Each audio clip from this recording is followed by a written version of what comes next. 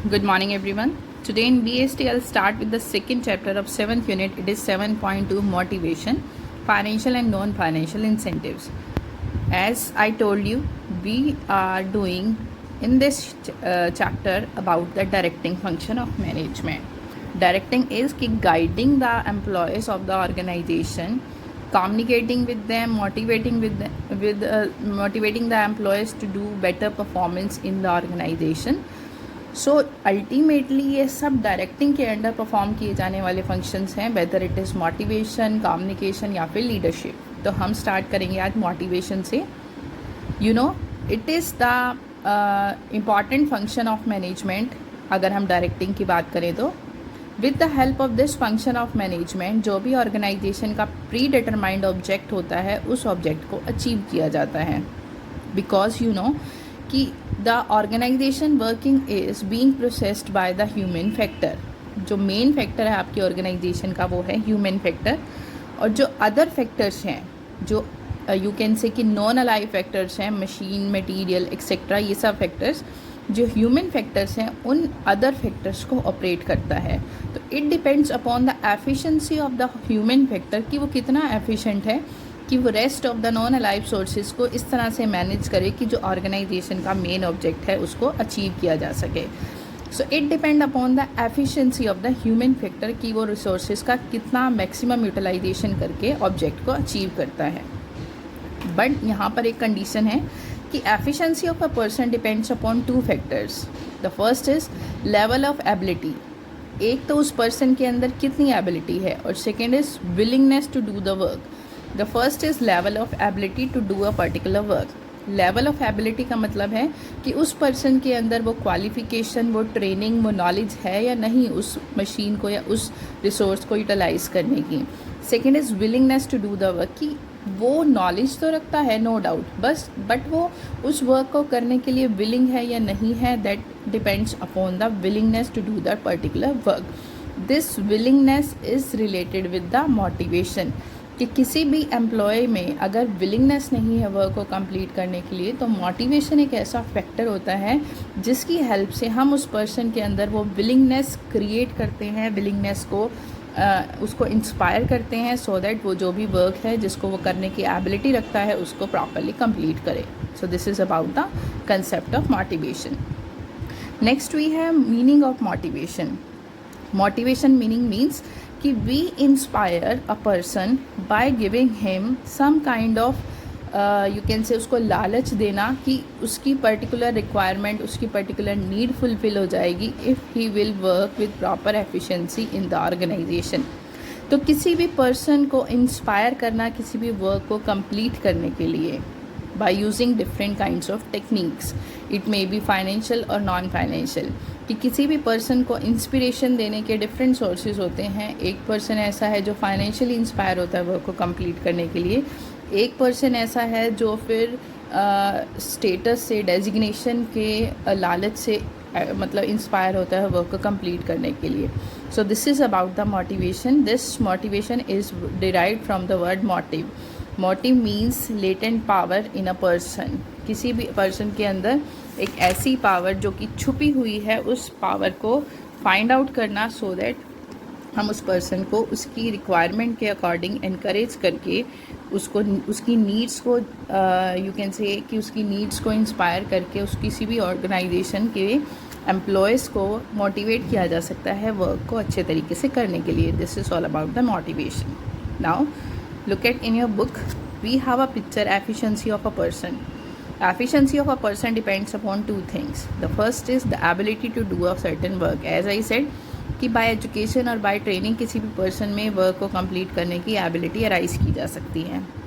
Second is willingness to do a certain work. अब उस person के अंदर विलिंगनेस क्रिएट करना उस वर्क को कंप्लीट करने के लिए, वो विलिंगनेस कैसे क्रिएट होती है? मोटिवेशन से. मोटिवेशन अगेन टू टाइप से किया जा सकता है, या तो मनी की सेंस में या फिर नॉन मनी सेंस में. ये सब चीज़ें हम आगे डिस्कस करेंगे. ऐसा ही सेट मनी की सेंस में हम उसको पैसे की सेंस में लालच देते हैं, और नॉन मॉनेटरी सेंस में उसका स्टेटस वगैरह इंक्रीज़ करना जिसकी वजह से वो इंस्पायर होता है वर्क को कंप्लीट करने के लिए. Next we have the definition of motivation. Look at according to Kuhns, to motivate is to induce people to act in a desired manner. कि पर्सन को इस तरह से एनकरेज करना कि वो डिज़ायर्ड मैनर में हमारे अकॉर्डिंग वर्क को कंप्लीट करे. This is about the motivation. Next we have the features of motivation. The first is motivation is an internal feeling. As I said कि motivation एक ऐसी फीलिंग है जिसमें हम उस पर्सन को इंस्पायर करते हैं. सो it is an internal feeling जो साइकोलॉजिकल कंसेप्ट से उस पर्सन के अंदर क्रिएट की जाती है. उसकी नीड्स को अराइज किया जाता है कि you need to satisfied your needs so that you have to work hard in the organization if you want to complete your needs. तो ये एक इंटरनल फीलिंग है जो उसके अंदर अराइज की जाती है. Second is motivation produces goal directed behaviour. Motivation की हेल्प से जो भी ऑर्गेनाइजेशन का गोल है उसको अचीव किया जाता है. बिकॉज हमें मेन टारगेट है हमारा ऑर्गेनाइजेशन के ऑब्जेक्ट को अचीव करना. उस ऑब्जेक्ट को अचीव करने के लिए it is compulsory for us to motivate the employees of the organization. Because the success of any organization depends upon the human employees those who are working in that organization. तो motivation की help से हम employees को encourage करते हैं कि वो organisation के गोल को अचीव करने के लिए वर्क करें. Next is motivation can be either positive और नेगेटिव. मोटिवेशन 2 टाइप्स का होता है. It is in the positive sense और negative sense also.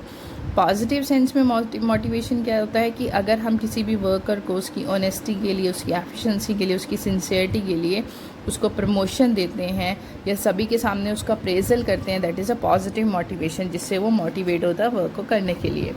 Negative motivation is कि when we are discouraging an employee by the threat of demotion, suspension और termination. Means कि एक employ है जो एक ऑर्गेनाइजेशन में एफिशिएंसी से वर्क नहीं कर रहा, he is doing time pass in the organisation. तो हम उसको डर देते हैं कि अगर आप वर्क नहीं करेंगे तो आपको डिमोट किया जाएगा, आपको टर्मिनेट कर दिया जाएगा. So by doing this kind of things we will motivate the employees in the negative sense.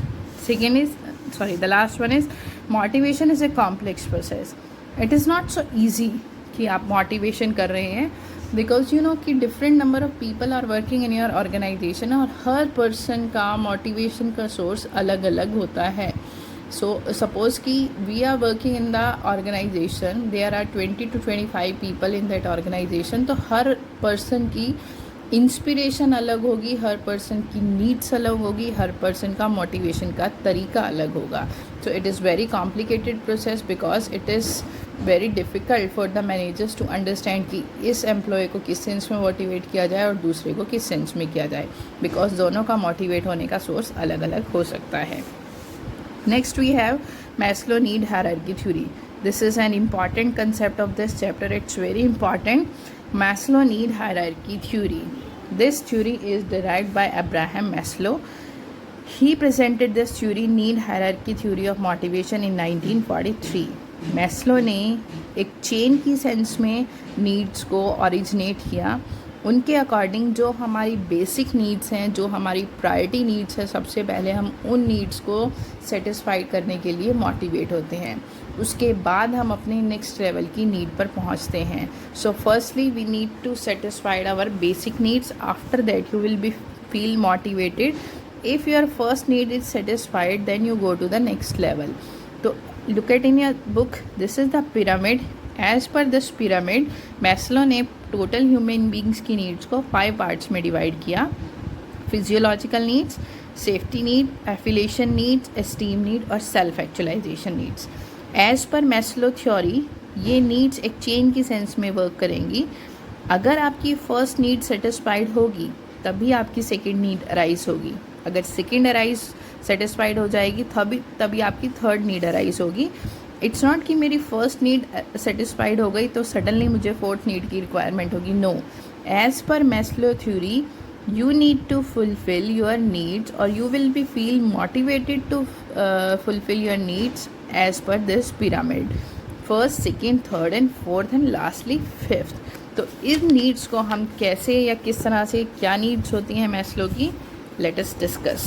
So first one is, your first need is called the physiological needs.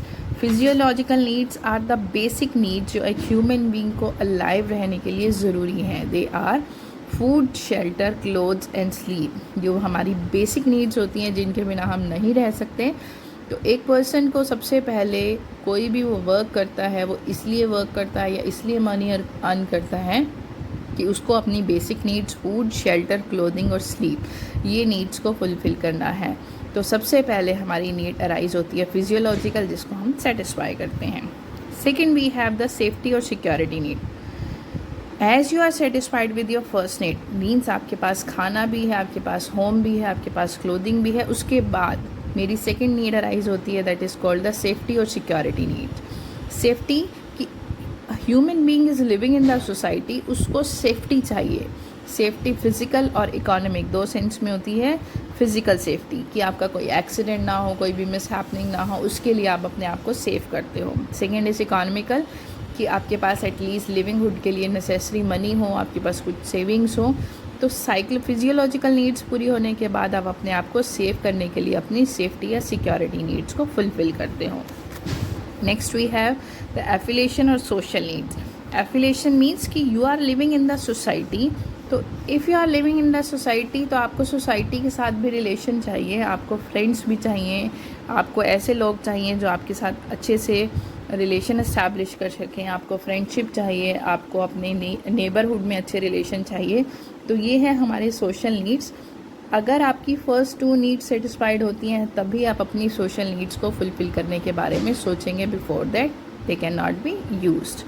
Next we have the esteem needs. Esteem is related to the need for respect, autonomy, status, recognition and attention. As you are living in the society, तो society में आपकी respect होनी चाहिए, आपको freedom होनी चाहिए, आपका एक पर्टिकुलर स्टेटस होना चाहिए, आप ऐसे हो कि हर एक के लिए अटेंटिव हो। सो this is your esteem need. तो हमारी जब फर्स्ट थ्री नीड सेटिस्फाइड हो जाएंगी उसके बाद हम इस तरह की नीड के बारे में सोचेंगे। Last is the self-actualization. This is the maximum desire whatever an individual want to attain. The maximum thing which I want to attain is self-actualization need.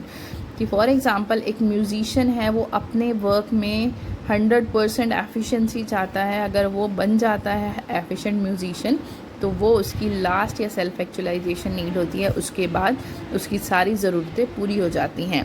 सो ये था हमारा pyramid as per Maslow need hierarchy theory कि किसी भी person को motivate हम कर सकते हैं उसकी ज़रूरतों के लिए, उसकी नीड्स के लिए कि firstly you have to work for covering your physiological needs, फिर आपको अपनी सेफ्टी नीड्स चाहिए, फिर सोशल नीड्स चाहिए, then esteem and lastly self actualization needs. So a human being is working just because he has to fulfill all the needs as per Maslow theory. Next we have assumption of Maslow theory. Maslow ने assume किया कि people behavior being affected by their needs, उनकी ज़रूरतों के हिसाब से लोगों का nature change होता है. There are many needs of people and their order can be made. Motivation ends with the satisfaction of need. अगर आपकी लास्ट नीड सेटिस्फाइड हो जाएगी तो आपको मोटिवेशन कोई भी मोटिवेट नहीं कर पाएगा, बिकॉज हम मोटिवेट तभी तक होते हैं जब तक हमारी नीड्स फुलफिल नहीं होती as per Maslow. People move to next higher needs only when the lower needs are satisfied. As I said कि अगर आपकी फर्स्ट नीड फुलफिल होगी तभी आप सेकेंड पर जाओगे, सेकेंड फुलफिल होगी तभी थर्ड पर जाओगे. सो मैस्लो के अकॉर्डिंग प्रीवियस नीड का सेटिस्फाइड होना ज़रूरी है before going on the next level. Next we have hierarchy of individual and organization related needs. Individual needs में हमने अभी पढ़ी human beings को सबसे पहले hunger fulfill करना है, then they want the stability in their income, then they want friendship, status and self fulfillment. एक ऑर्गेनाइजेशन के पॉइंट ऑफ व्यू से सबसे पहले हमें बेसिक सैलरी चाहिए, फिर पेंशन प्लान चाहिए, फिर अपने कलीग के साथ हमारे गुड रिलेशन होने चाहिए, जॉब टाइटल होना चाहिए, मीन्स एक डेजिग्नेशन होना चाहिए, and the last is achievement of goal. जो मेरा गोल है उसको अचीव करने से रिलेटेड मेरी नीड होती है. The last one is about the conclusion. Conclusion में हम यही कहेंगे कि मैस्लो की theory is a good theory, but Maslow की थ्योरी ने कहा कि हमें नीड्स फुलफ़िल करनी है, अपनी बेसिक नीड्स को फुलफ़िल करके ही आप अपनी लास्ट नीड्स तक पहुंच सकते हो. As per this Maslow need theory is a good theory, but we have some criticism about this theory. कि कुछ क्रिटिक्स थे जिन्होंने कहा कि मैस्लो की थ्योरी 100% गुड नहीं है, मैस्लो की थ्योरी में बहुत सारी कमियां भी हैं. What they said first is Maslow hierarchy of need is not permanent. Maslow की थ्योरी के अकॉर्डिंग जो हमारी 5 नीड्स थी वो परमानेंट है, बट एक्चुअली ऐसा नहीं होता. हमारी नीड्स परमानेंट नहीं होती. हमारी नीड्स, हमारी ज़रूरतें, हमारी विशेष सिचुएशन के अकॉर्डिंग चेंज होती रहती हैं. It is not necessary that need of one category be strong at a time and remaining unimportant. Critic says कि इट्स नॉट इम्पॉर्टेंट कि एक टाइम में मुझे एक ही चीज़ ज़रूरी चाहिए.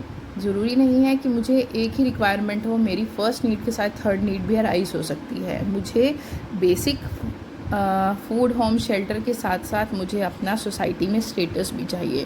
तो मैस्लो के अकॉर्डिंग एक टाइम में एक ही नीड फुलफिल होती है, अराइज होती है, बट एक्चुअली ऐसा नहीं होता. एक टाइम में एक से ज़्यादा नीड्स भी अराइज हो सकती हैं. सो रेस्ट और are also important needs of an individual. So that's all about today's video. Next topic related to the incentives या sources of motivation that we will discuss in the next video. Up to that, take care and goodbye.